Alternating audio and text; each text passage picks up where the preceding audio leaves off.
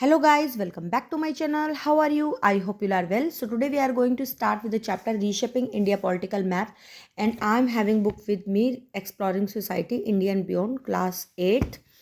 तो इससे पहले हम इसके ऊपर एक वीडियो मैं अपलोड कर चुकी हूँ जो पार्ट 1 है, उसमें दिल्ली सल्तनत का हमने डिस्कस किया था। तो आज हम मुग़ल एम्पायर के बारे में पढ़ेंगे इस वीडियो में।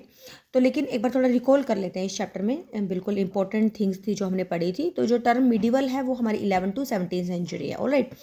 फिर इसके बाद हमें क्या याद रखना है कि जो सेंट्रल एशिया से टर्किश और अफगान आए थे इंडिया में जो इन्वेडर्स बनकर। फिर नेक्स्ट आपको नेक्स्ट पेज पे क्या ध्यान में रखना है, जो दिल्ली सल्तनत है वो हमारी 320 ईयर्स तक इन्होंने मतलब कि शासन किया था, रूल किया था। ठीक है, तो दिल्ली जो सल्तनत थी वो क्या थी, पहले तो 1191 में तराई का युद्ध हुआ था। ठीक है, जो मोहम्मद गजनी और पृथ्वीराज चौहान के बीच में हुआ था, जिसमें जो मोहम्मद गजनी हार गया था और पृथ्वीराज चौहान जीत गया था। तो उन्होंने फिर उसे माफ़ कर दिया था मोहम्मद गजनी को। तो एक साल के बाद वो फिर दोबारा पावरफुल होकर आता है और जिसमें वो पृथ्वीराज चौहान को हरा देता है 1192 में। तो उसकी हार के साथ ही दिल्ली सल्तनत की स्टार्टिंग हो जाती है। फिर उसके बाद हमारी दिल्ली सल्तनत में ना 5 शासन हुए। ठीक है, 5 डायनेस्टी हुई जो हमें याद रखनी थी। तो पहली क्या है, हमारी जो स्लेव डायनेस्टी आ जाती है। ठीक है, स्लेव डायनेस्टी के बाद फिर हमारी खिलजी डायनेस्टी है, फिर तुगलक है, सैयद है और फिर है लोधी डायनेस्टी। ठीक है, 5 डायनेस्टी है। एक बार फिर से मेरे साथ रिपीट करो आप, स्लेव डायनेस्टी है, खिलजी डायनेस्टी है, तुगलक डायनेस्टी है, सैयद डायनेस्टी है और आपकी लोधी डायनेस्टी है। ठीक है, लोधी लास्ट में क्यों आता है, क्योंकि इब्राहिम लोधी की डेथ के बाद हमारा वो दिल्ली सल्तनत क्या हो जाता है, एंड हो जाता है।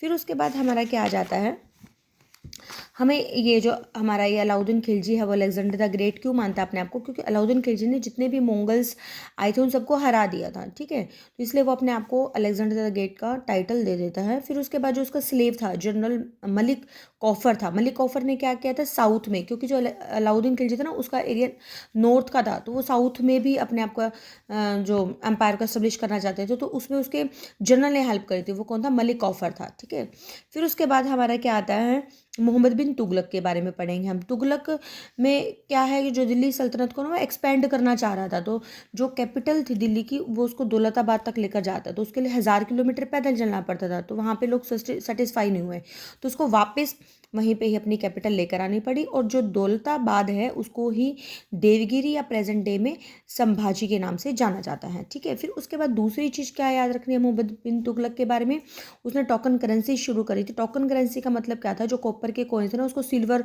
और गोल्ड की वैल्यू दे देना। जब सिल्वर और गोल्ड की वैल्यू दी तो उसमें क्या, कुछ लोगों ने फर्जी करना काम शुरू कर दिया, तो इसलिए वो भी जो उसने जो मतलब कि जो ये मैं करें मतलब कि जो ये इसकी क्या बोलेंगे इसको, जो ये प्रिंसिपल था ये लेकर आया था वो भी इसका काम नहीं किया। ठीक है, ये 2 टेक्निक्स थी इसकी। एक तो इसने अपनी कैपिटल शिफ्ट करी, वो भी सक्सेसफुल नहीं हो पाया उसमें भी, और दूसरा ये टोकन ऑफ करेंसी वाला भी में भी सक्सेसफुल नहीं हो पाया। ठीक है, फिर उसके बाद हमारा क्या होता है इसमें, नेक्स्ट हमारा क्या पॉइंट इंपॉर्टेंट है इसमें, फिर जो हमारा ये 1398 में जो तैमूर ने इंडिया पे अटैक किया था ये आपको ध्यान में रखना है। ठीक है, जैसे इसमें तैमूर के बारे में सिर्फ इतना सही है। फिर उसके बाद है दिल्ली सल्तनत पर मतलब कि क्या है, जो देखो दिल्ली सेंट्रल हमारी जो सेंट्रल पार्ट में तो इंडिया के बिल्कुल उसने सारा मतलब कि अपना हक जमा रखा था, लेकिन जो दिल्ली सल्तनत है वो किस पार्ट में नहीं अपने आप को रूल कर पाई, किस पार्ट तक आगे नहीं बढ़ पाई, वो कौन सा पार्ट था, ईस्टर्न गंगा का पार्ट था। ठीक है, ईस्टर्न गंगा किंगडम मानी जाती है, जो ये हमारा प्रेजेंट डे में अगर देखा जाए तो वेस्ट बंगाल और आंध्र प्रदेश और ओडिशा 3 पार्ट हैं यहाँ पे, वेस्ट ईस्ट में ही पड़ते हैं ना, वेस्ट बंगाल है, ओडिशा और आंध्र प्रदेश है। तो जिसमें नरसिम्हा वन ने क्या किया था कि जैसे ही वो दिल्ली सल्तनत उनके ऊपर रूल करने की कोशिश करती तो वो हरा देते थे उनको। ठीक है, फिर और उसके बाद जो इसके अलावा उन्होंने जैसे ही मतलब कि कोई भी किंगडम अगर उनसे लड़ाई करते तो वो जी जाते थे, तो उनकी एक मेमोरी बेस में आप कह सकते हो उन्होंने एक ये कोणार्क टेम्पल बनवाया था, कोणार्क में सूर्य टेम्पल बनवाया था जो ओडिशा में है। ठीक है, तो ये देखो पिक्चर भी दे रखी है इसमें। ठीक है, तो आपने क्या ध्यान में रखना है कि सन टेम्पल बनाया था कोणार्क में और जो प्रेजेंट में ओडिशा में है। फिर उसके बाद हमारा क्या आ जाता है हमारा, फिर इसके बाद साउथ में देखो, नॉर्थ में तो दिल्ली सल्तनत है ही है। ठीक है, फिर साउथ में कौन कौन सी जो थी मेन क्या था, होयसाल्स थे। होयसला जो वंश था, होयसला बोलेंगे इसको, होयसला वंश था इसमें कर्नाटक साइड में, ठीक है। साउथ में ये बहुत ही इंपॉर्टेंट एम्पायर माना जाता है, ठीक है। तो होयसला जो एम्पायर थे ये 2 वर्ड से मिलकर बना हुआ, होय प्लस सला, ठीक है। तो जो होय क्या था, एक पर्सन था, एक यंग मैन। होय क्या है, एक स्ट्राइक करना, होय का मतलब स्ट्राइक करना, और सला का मतलब क्या था, एक यंग मैन जिसने मतलब कि लोयन से लड़ाई कर ली थी अपने गुरु के लिए, गुरु को बचाने के लिए। देखो ये पिक्चर में अगर आप थोड़ा सा देखेंगे ना, यहाँ पे जैसे एक यंग पर्सन है और फिर यहाँ पे ये लोयन का फेस दिखा रखा है, तो वो मतलब कि उसने अपने गुरु को सेव करने के लिए उसने लोयन से लड़ाई कर ली थी, साला नाम के एक पर्सन ने। और तो फिर होए मतलब स्ट्राइक होगा, तो होए साला इस तरीके से वर्ड बना। और ये क्या है, एक कन्नड़ फोकलेयर है, ओके। फिर उसके बाद हमारा बहमनी सल्तनत आता है, हमने पढ़ा था पहले। तो बहमनी सल्तनत में क्या है कि 14वीं सेंचुरी में ना डेक्कन जो एरिया है, डेक्कन एरिया में बहुत ही पावरफुल माने जाते हैं, और ये राइवल्स थे दिल्ली सल्तनत के, जो बहमनी थे। फिर इसमें क्या है कि इसमें आपके 5 जो पार्ट्स थे, ये जो सल्तनत है कहाँ पे मौजूद थी, गुजरात में, बंगाल में और अदर रीजन्स में। फिर इसके बाद हमारे क्या है कि जो 15 सेंचुरी में जो क्या हुआ कि बाद जो हमारा एक मेन जो पर्सन आता है, एक राणा कुंभा आता है, ठीक है। राणा कुंभा जैसे ये जो गुजरात राजस्थान साइड से ना, राजस्थान साइड में कभी भी ये दिल्ली सल्तनत आगे मूव नहीं कर पाई, क्योंकि जो राजस्थान साइड में राणा कुंभा थे, जो मेवाड़ के किंगडम थे, उन्होंने भी मतलब कि सल्तनत को आगे मूव नहीं करने दिया था, ठीक है। साउथ में तो होयसला हो गए हैं, और अगर राजस्थान वेस्ट में बात कीजिए तो राजस्थान में राणा कुंभा जो मेवाड़ के जो किंगडम जो रूलर थे, उन्होंने इनको रजिस्ट करके रखा दिल्ली सल्तनत को। फिर उसके बाद हमारा क्या था कि राणा कुंभा ने क्या किया, एक जो फेमस फोर्ट बनाया था राणा कुंभा, कुंभा के नाम से ही कुंभगढ़ आप याद कर सकते हो, कुंभगढ़, ठीक है। कुंभा से ही कुंभगढ़ फोर्ट है, अरावली हिल्स पर है, जो इसमें राणा कुंभा ने बनवाया था, ठीक है। फिर उसके बाद हमारा क्या आ जाता है, और इसमें एक इंपॉर्टेंट चीज़ है, कुंभगढ़ फोर्ट में 36 फीट की सबसे लंबी वॉल है इसमें, ओके। फिर इसके बाद हमारा क्या था, विजयनगर एम्पायर के बारे में करेंगे। विजयनगर एम्पायर में क्या होते हैं, 2 पावरफुल एक पर्सन थे 14वीं सेंचुरी में, 2 ब्रदर थे, हरिहरा और बुक्का, ठीक है, जिन्होंने जो एक एज ए गवर्नर की तरह काम किया था मोहम्मद बिन तुगलक के अंडर। फिर उन्होंने उसकी मतलब कि अथॉरिटी को रिजेक्ट करके, मोहम्मद बिन तुगलक की अथॉरिटी को रिजेक्ट करके, हरिहरा और बुक्का ने एक अलग से एम्पायर बना लिया, इसका नाम दिया गया विजयनगर एम्पायर, ठीक है। तो हरिहरा और बुक्का दोनों ही बहुत ही इंपॉर्टेंट नाम है। और फिर जो नगर एम्पायर है, ये भी साउथ में बहुत ही इम्पोर्टेंट जो एम्पायर माना गया था।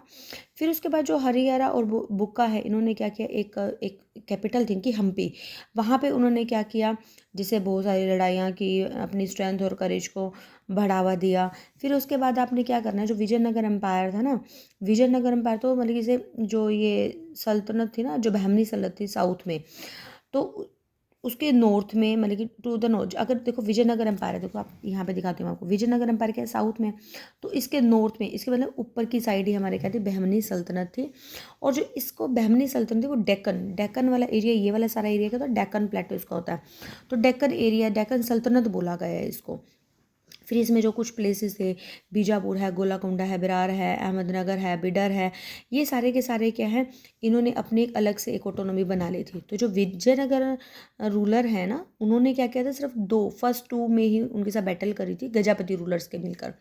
फिर इसमें हमारा एक ये भी इंपॉर्टेंट है, जैसे पति, पति का मतलब होता है जो लॉर्ड, जो मास्टर होता है। तो हर किसी पर्सन के नीचे से, अगर विजयनगर किंग्स थे जो, उनको नरपति बोला गया, जो बहमनी सल्तनत थे उनको अश्वपति बोला गया, जो मराठा रूलर्स उनको छत्रपति बोला गया था, ठीक है। मतलब कि पति का टाइटल लगाया गया था, कि लॉर्ड जैसे बोलते हैं, ठीक है। फिर उसके बाद हमारा क्या है, विजयनगर एम्पायर की हमने बात आती है इस चैप्टर में कृष्णदेवा आर्य के बारे में। कृष्णदेवा आर्य क्या ना, 16वीं सेंचुरी का बहुत ही फेमस पोइट और माना गया है, ठीक है, जिसने अमुक्त अदा है जो तेलुगु में वर्क लिखा, ठीक है। जम्बवती परिणय भी एक संस्कृत में इसने वर्क लिखा, इसमें मेंशन नहीं है लेकिन है इसका। फिर इसके बाद इन्होंने तिरुपति जो आंध्र प्रदेश में, उनको ग्रांट दी, विट्ठल टेम्पल है इनकी खुद की कैपिटल में, उसमें ग्रांट दी इस कृष्णदेवराय ने, ठीक है। बहुत ही फेमस वॉरियर था। फिर 1565 की जो बैटल ऑफ तालीकोट है, उसमें ये कमज़ोर हो गया था, ठीक है, ये ध्यान में रखना। फिर उसके बाद हमारा ये इंस्क्रिप्शन दे रखा है कि इस इंस्क्रिप्शन पे किस तरीके से मेंशन की गई हैं चीज़ें। फिर उसके बाद क्या है, अच्छा, इस जो ये वाला पैराग्राफ है ना, इसमें यह है कि जो विजयनगर एम्पायर है कितना मतलब कि उसके लिए ग्रीनरी के फेमस है, आर्मी, सारी चीज़ें हैं यहाँ पे, ठीक है। फिर उसके बाद हमारा क्या है, मुगल एम्पायर के बारे में। फिर जैसे विजयनगर एम्पायर में क्या हुआ कि धीरे धीरे, जैसे कृष्ण देवराय अभी फेमस रूलर था ना विजयनगर एम्पायर का, तो जैसे वो मर गया, मरने के बाद क्या हुआ, उसके सन इन लो आए। फिर धीरे धीरे जो एम्पायर है वो ख़त्म होता गया। फिर उसके बाद मुगल्स आ जाते हैं। यहाँ पे हमारी दिल्ली सल्तनत विजयनगर एम्पायर के साथ ख़त्म हो जाती है। फिर हमारी बात आती है मुगल्स की। मुगल्स में क्या है, मुगल्स का टाइम 1526 से 1857 तक रहता है। जो मुगल्स की स्टार्टिंग है वो किसके साथ होती है, बाबर के साथ होती है। तो जब दिल्ली सल्तनत जब कमज़ोर होती है, तो जो बाबर होते हैं, बाबर भी होता तो टर्किश मंगोल रूलर ही है, ठीक है। और मिलिट्री स्ट्रेटेजी मतलब कि जिसे मतलब बहुत ज़्यादा वो होता है, मिलिट्री स्ट्रेटेजिस्ट होता है, बहुत ज़्यादा फेमस होता है मिलिट्री के लिए। तो जब ये समरकंद एक प्लेस है उज्बेकिस्तान में, जैसे अपना पाकिस्तान, अफगानिस्तान, उज्बेकिस्तान, उसमें समरकंद एक प्लेस से आया था ये बाबर। फिर इंडिया में आया ये, उसके बाद इसने क्या किया, एक जो ये तैमूर का जो वंशज ही माना जाता है, ठीक है। बाबर को जो तैमूर आया था ना हमारे 1398 में, उसका ही वंशज माना गया है। फिर जो बाबर है, बाबर ने क्या किया था, इब्राहिम, पानीपत की थर्ड बैटल हुई थी 1526 में, जिसमें बाबर ने इब्राहिम लोदी को हरा दिया था। और जब बाबर को हरा दिया तो उसके मतलब इब्राहिम लोदी को हरा दिया, तो जिससे दिल्ली सल्तनत खत्म हो गई थी और मुगल साम्राज्य छा गया था। फिर जिसको फर्स्ट बैटल ऑफ पानीपत भी बोला गया, यही चीज़ है इसमें। फिर इसके बाद यहीं से मुगल एम्पायर शुरू हो गया था हमारा बाबर से। बाबर ने एक ऑटोबायोग्राफी लिखी थी जिसको क्या बोला जाता है, बाबरनामा बोला गया है। बाबरनामा में ही उसमें अपने उसने जैसे कैसे काम किया, कैसे रूलर बना, किस तरह शासन किया, वो सब उसने यहाँ पे लिखा है। फिर उसके बाद बाबर की डेथ हो गई। बाबर की डेथ 1530 में हो गई थी। फिर बाबर की डेथ के बाद उसका बेटा हुमायूं आया। तो हुमायूं ने फिर काफ़ी मतलब कि स्ट्रगल किया, काफ़ी मतलब कि उसने मतलब कि बहुत सारी चीज़ें करी। फिर बाबर ने क्या किया, उस एम्पायर को बनाए रखने के लिए वो स्ट्रगल किया। फिर उसने क्या किया, जो शेरशाह सूरी था, एक अफ़गान लीडर था, ठीक है, पावरफुल लीडर था शेरशाह सूरी। तो एस्टेब्लिश किया उसने, शेरशाह सूरी ने एक सूर एम्पायर बनाया नॉर्थ इंडिया में ही। और उसने काफ़ी सारे चेंजेस भी इंट्रोड्यूस किए। लेकिन वो जो एम्पायर था वो बहुत थोड़े टाइम के लिए था। तो जो हुमायूं था, हुमायूं ने उसको, हुमायूं सून रिकनकर द लॉस्ट ग्राउंड, और फिर हुमायूं ने उसको बाद में जीत लिया था, जो शेरशाह सूरी वाला जो एरिया था, ठीक है। फिर उसके बाद क्या होता है कि जो हेमू हेमू क्या होता है, एक मिलिट्री कमांडर होता है, चीफ मिनिस्टर होता है। एक जो अभी हमने पढ़ा ना शेरशाह सूरी, जो शेरशाह सूरी क्या था, सुर एम्पायर का था। फिर सुर एम्पायर में एक लास्ट जो रूलर था उसके अंडर एक काम किया उसने, मिलिट्री जो कमांडर था हेमू। हेमू भी बड़ा ही मतलब कि वो था, मतलब कि पावरफुल पर्सन था हेमू भी। तो उसने क्या किया, उसने जो हेमचंद्र विक्रमादित्य के नाम के अंडर ही उसने वो किया, रूल किया। और उसके बाद उसने जो मिलिट्री सक्सेस मतलब कि उसने मतलब कि जो मिलिट्री सक्सेस ली उसने। फिर वो इंजर्ड हो गए थे एक बैटल फील्ड में, सेकंड बैटल पानीपत में।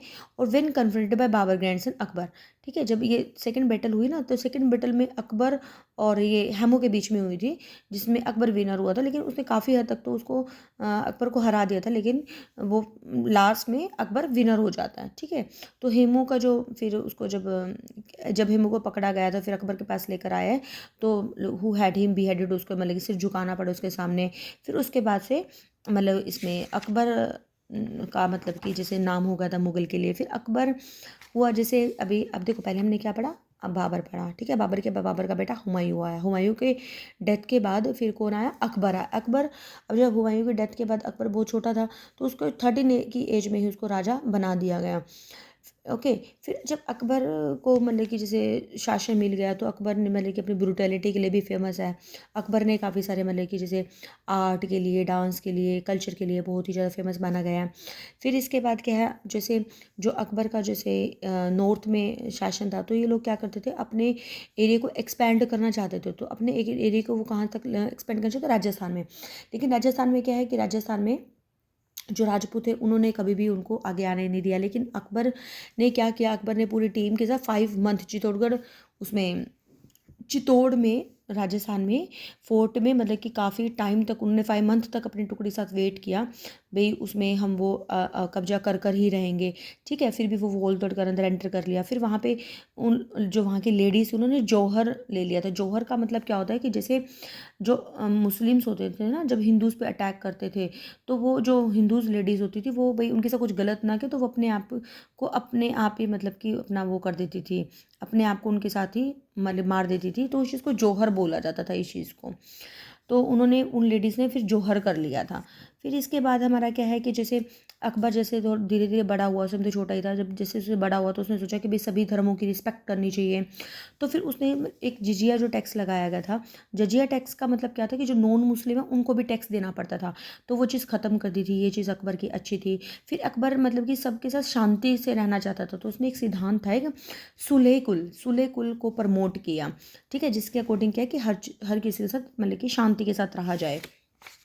फिर नेक्स्ट क्या आ जाता है कि जैसे इसमें जो अकबर के है कि जो अकबर ने मतलब कि ये उसका जो शासन था वो 50 सालों तक का रहा, ठीक है। फिर उसके बाद अकबर के बाद का जो टाइम पे अगर देखा जाए तो यहाँ पे अच्छा अकबर के बारे में एक दो चीज़ें और हैं कि अकबर ने हाउस ऑफ ट्रांसलेशन बनाया। जैसे हाउस ऑफ ट्रांसलेशन का मतलब क्या है कि जैसे जो महाभारत है, जो रामायण है, ठीक है, भगवत गीता है, पंचतंत्र है, इनको अलग लैंग्वेज में उसने चेंज करवा दिया था। फिर इसके बाद जो 5 स्टोरी पंच महल है फतेहपुर सीकरी में, जो अकबर ने बनवाया था, जो आगरा में है, ठीक है, फतेहपुर सीकरी में पंच महल है, ये हमें ध्यान में रखना है। फिर अकबर का बेटा जहांगीर आया, ठीक है। फिर जहांगीर को भी आर्ट और लव का आर्किटेक्चर का बहुत शौक था।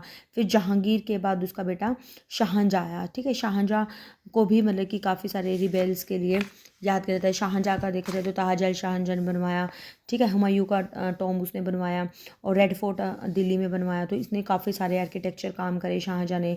फिर शाहजहाँ के डेथ के बाद शाहजहाँ के दो बेटे थे, एक दारा शिकोहा था जो उसका बड़ा बेटा था, और एक यंगर बेटा औरंगजेब था, ठीक है।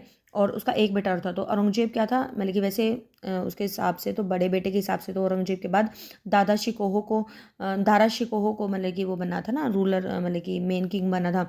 लेकिन जो यंगर जो औरंगजेब था उसने क्या किया, उन दोनों को हरा के अपने भाइयों के साथ ही लड़ाई करके अपना मतलब कि हक ले लिया था, ठीक है, रूल किया उसने। फिर उसके बाद अच्छा जो फिर ये इसने तो शाहजहाँ को भी इवन जेल में डाल दिया था। शाहजहाँ भी आगरा फोर्ट में ही उसमें काफ़ी टाइम तक उसमें रहा, कैद में रहा, और जब तक उसकी डेथ ना हो गई, ठीक है। फिर औरंगजेब ने अपने आप का ही जो शासन मतलब कि अपने आप को राजा बना लिया था 1658 में, और अपने आप को नाम दिया गया आलमगीर के नाम से, ठीक है, कि वर्ल्ड को जीतने वाला, ये ध्यान रखना, आलमगीर के नाम से। और उसने ऑलमोस्ट 49 ईयर्स तक औरंगजेब ने मतलब कि रूल किया। तो ये जो मुग़ल दो जो एम्पायर था उसमें ऑलमोस्ट लास्ट ही है औरंगजेब। मेन तो औरंगजेब ही था, सबसे लास्ट वाला रूलर था। इसके साथ ही, इसके डेथ के साथ ही जो मुग़ल एम्पायर है वो ख़त्म हो जाता है, ठीक है। तो एक बार फिर से हम क्विक रिवीजन ले लेते हैं। सबसे पहले एक बाबर आया, ठीक है। फिर बाबर की डेथ के बाद उसका बेटा हुमायूं आया। हुमायूं के बाद उसका जो बेटा है वो अकबर आया। अकबर के बाद फिर हमारा ये, एक मिनट यहाँ से, एक मिनट रिकॉल हो कर लेते हैं दोबारा से। एक मिनट मैं आपको बुक में से ही दिखा देती हूँ, मुझे भी थोड़ा माइंड से स्किप हो जाता है। एक मिनट यहाँ से है, देखो यहाँ पे मैंने मेंशन कर रखा है कि बाबर है, बाबर का बेटा हुमायूं है, हिमू जो मिलिट्री कमांडर था वो है। फिर हुमायूं का बेटा अकबर है, अकबर का बेटा जहांगीर, जहांगीर का बेटा शाहजहाँ, शाहजी के दारा शिकोह, फिर औरंगजेब आ जाता है, ठीक है। ये आप भी इस तरीके से फ्लो चार्ट बना लीजिए, उसे ईजिली हो जाता है ना रिकॉल करना। फिर इसके बाद हमारा क्या है, औरंगजेब का फिर भाई देखो आलमगीर के नाम से कनकरर ऑफ द वर्ल्ड है। फिर ये जैसे अकबर को ना उसका डांस का, आर्ट का बहुत शौक था, म्यूज़िक का, तो इसने सारा सारा औरंगजेब ने ख़त्म कर दिया, क्योंकि वो पॉलिटिकल तरीके से सोचता था कि लोग उसके साथ कैसे हो जाएंगे, मतलब उसके साथ कैसे रहेंगे। तो जो जजिया टैक्स जो उसने मतलब कि हटा दिया था अकबर ने, वो इसने दोबारा से रीइम्पोज करना शुरू कर दिया। फिर जैसे कुछ टेम्पल्स थे उस पर उसने आक्रमण करवाए, ठीक है। ये देखो यहाँ पे मेंशन है, यहाँ पे जैसे बनारस में है, मथुरा में है, सोमनाथ में है, कुछ गुरुद्वारा को इसने डिस्ट्रॉय कराया। तो मतलब ब्रूटल भी था एक तरीके से। तो इसके साथ ही हमारा ये मौर्य एम्पायर ख़त्म हो जाता है। तो हम नेक्स्ट वीडियो में कि जो मुगल्स हैं, मुग़ल को किसने रोका, जैसे फिर आगे हमारे जो अहोम आ जाते हैं, जिसे राजपूतों ने मुग़ल एम्पायर को आगे बढ़ने दिया, ये सब हम मुगल्स ने कैसे मतलब कि मुगल्स कहाँ तक नहीं आगे बढ़ पाए, ये वाला पार्ट। और इसके बाद जैसे राजपूत कैसे आए, मराठास कैसे आए, सिख हम पढ़ेंगे, ठीक है। एडमिनिस्ट्रेशन क्या है ये हम एक सेपरेट वीडियो में करेंगे, क्योंकि फिर वीडियो बहुत ज़्यादा लंबी हो जाती है। आई होप आपको समझ में आ गया होगा। अगर फिर भी कुछ डाउट रहता है तो you can write in a comment section. Okay, bye bye.